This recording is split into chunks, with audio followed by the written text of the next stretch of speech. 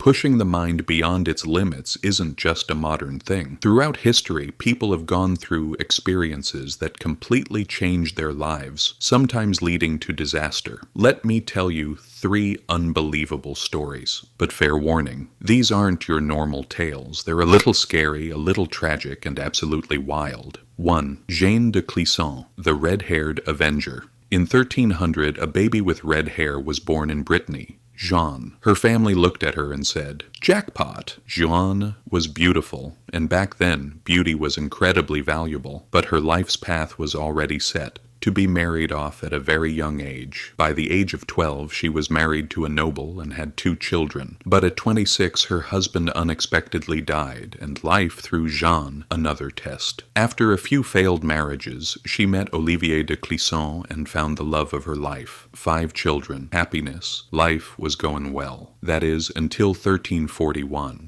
When the Duke of Brittany died, everything changed. A war over the throne broke out, and England and France got involved. Olivier supported the French side, but he was betrayed, captured, executed without trial, and his body was displayed. Jeanne's anger boiled over. Her only goal now was revenge. She sold all her property, raised a personal army, stormed castles, acquired 3 black ships, and named her flagship My Revenge. She drenched French merchants in blood. The English supported her, but in 1348 her fleet was destroyed. Jeanne escaped in a tiny boat, drifting for 7 days without food or water until she reached the shores of England. She was welcomed as a hero, lived the rest of her life in relative peace, and died at 59. But in people's minds she remained the Lioness of Brittany. 2. Girozon.